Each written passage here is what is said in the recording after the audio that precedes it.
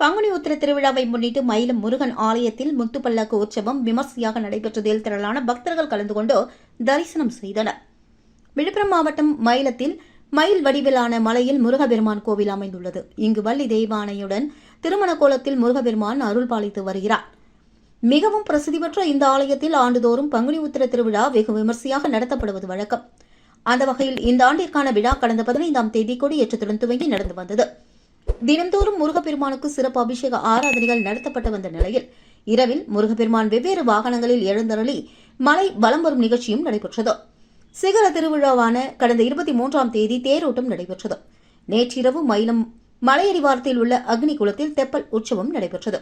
இதனையடுத்து இன்று முத்துப்பல்லக்கு விழாவை முன்னிட்டு காலை சுவாமிக்கு பால், இளநீர், சந்தனம் உட்பட பல்வேறு வகையான பொருட்களை கொண்டு சிறப்பு அபிஷேகம், மகா தீபாராதனை நடைபெற்றது. பின்னர் மூலவர் தங்க கவச அலங்காரத்தில் பக்தர்களுக்கு காட்சியளித்தார். அதனைத் தொடர்ந்து வண்ண மின் விளக்குகளால் அலங்கரிக்கப்பட்ட முத்துப்பல்லக்கில் வள்ளி தெய்வானை சமேத சுப்பிரமணிய சுவாமி மலையை சுற்றி வலம் வந்தார். இதில் விழுப்புரம், கடலூர், புதுச்சேரி, திண்டிவனம் உட்பட பல்வேறு பகுதிகளைச் சேர்ந்த திரளான பக்தர்கள் கலந்து கொண்டு தரிசனம் செய்தனர். இதற்கான ஏற்பாடுகளை மயிலம் பொம்மபுர ஆதீனத்தின் 20ஆம் பட்ட ஸ்ரீமத் சிவஞான பால்ய சுவாமிகள் செய்திருந்தார். இவ்விழாவில் எந்தவித அசம்பாவித சம்பவங்களும் நடைபெறாமல் இருப்பதற்காக மயிலம் போலீசார் பாதுகாப்பு பணியில் ஈடுபடுத்தப்பட்டனர் என்பது குறிப்பிடத்தக்கது.